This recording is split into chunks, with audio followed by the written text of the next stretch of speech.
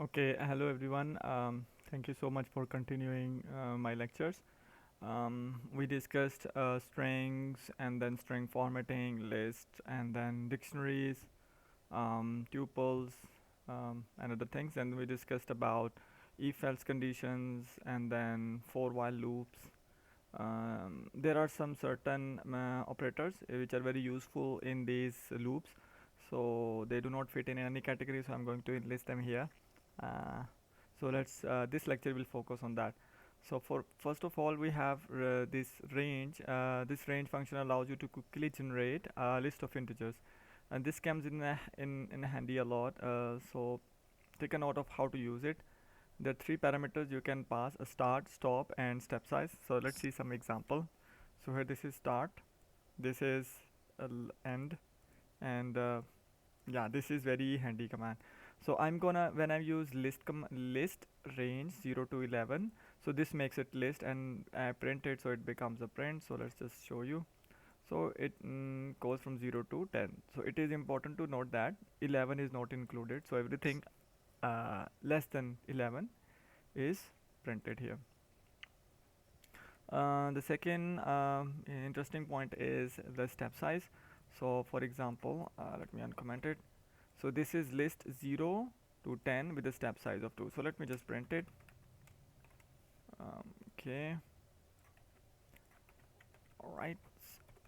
Okay, so you can see, so 0, 2, 4, 6, 8, 10. So with the step size 2. And same you can see this one with the step size 10.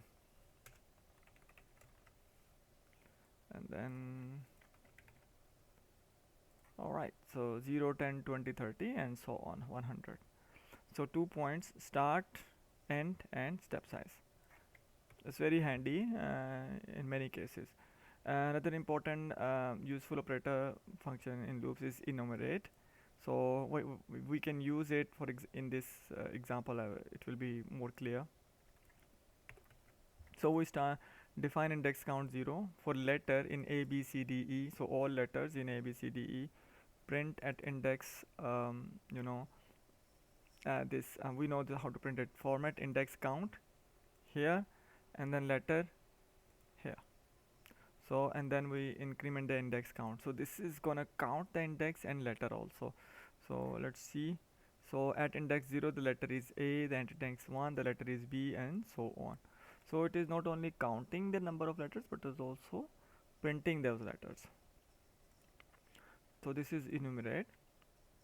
So very handy in command. Okay, so we can also use it for unpacking. For I letter in, so this is we can use this index 0 and then we can increment it. So this is a conventional way, but with enumerating we can use it for I letter in enumerate A B C D E, and then we can say index and then letter. So this is, that's the use of enumerate. So you can see the okay, wait a minute, let me comment this one. So you can see that there is no difference between this method and this method. I can show you here. So you can see, okay, print, I'm gonna print here so that it's more clear. um, okay, so you can see that it's exactly the same, and this one is pretty much make things easier. For I letter in enumerate A B C D E, print in this curly brackets and then format I letter.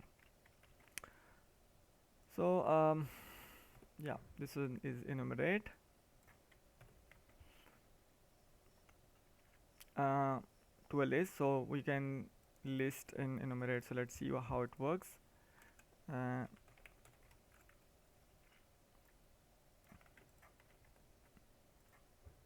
so 0 A, 1 B, 2 C, 3 D, and 4 E. So it was a list of tuples, meaning we could use tuple unpacking during our for loop. This data structure is actually very common in Python, especially when working with outside libraries. So you can use the zip function to quickly create a list of tuples by zipping up together two lists. So this is really handy.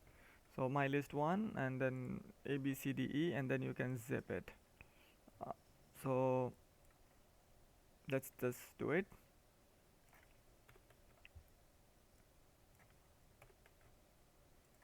Mm. And now let me just print it.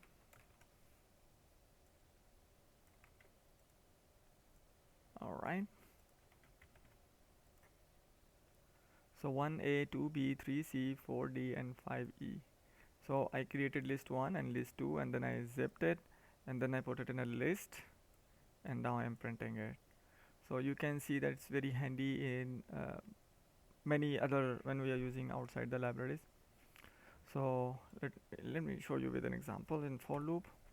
For item 1 and item 2 in zip my list 1, my list 2, and then you can see item 1 and item 2. So let's just do this one. Again you are zipping it. First time first I have described how to zip it, and then we can put it in a list.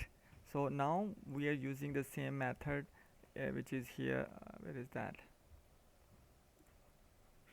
Where is enumeration method? Where is that? Where is that? Yeah, for I and letter in enumerate A, B, C, D, E. So it's the same, but pretty much the similar thing here. Where is that? Yeah, item 1, item 2 in zip my list 1, my list 2. So for tuple, first item was this, and the second item was this. So item 1 and item 2 in my list 1 and my list 2. So let's see how it works. A, B, C, D, E. So first item was 1, the second item was item 2. So it is corresponding to my list 2, and this one is corresponding to my list 1. So we can pretty much have the relation, and multiple have lists, and then we can combine them. So you can read tables, data structures, and many things. We're gonna talk about that. Just keep this in mind, that that's how it works. So when it will come in, when we need to use it, you will see, remember, we did it, and now you can open up this lectures and then just go through it. So in operator we have already seen the in keyword during for loop, but we can also use it quickly to quickly check if an object is in a list or not. So for example, if x is in xyz, the answer will be true. So let's just check true. If x is in 1 2 3, the answer will be false, of course, so it's not here. So not in is pretty much same as you can expect. It's not here. In this case it's gonna be false, and it's gonna be true because it's here and it is not here. So false and true.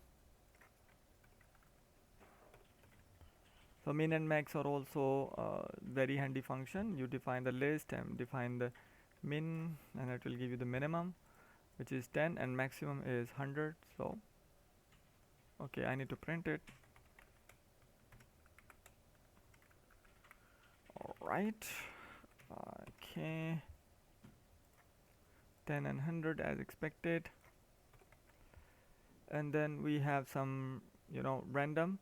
Python comes with built-in random library. Okay, this is also a good thing that this PyCharm gives me a good understanding that there is a typo here.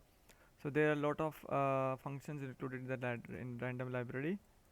Okay, so we'll only show you some useful functions for now. So from random shuffle, from random import shuffle. So shuffle my list and then print my list. So where is my list here? Okay, so I'm going to use all right. Okay, here. So I want just to copy it here so that it's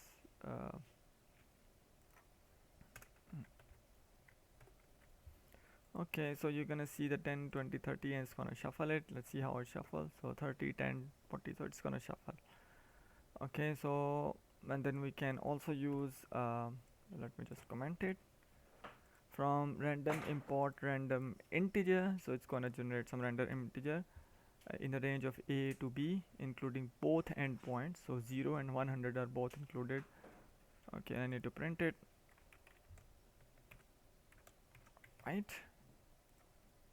5, next time 35, 94, 64, and so on. In the end, we have the input command, which is very useful. So for example, I'm gonna say input. I'm gonna write good job, guys. So that's it. So we're gonna say here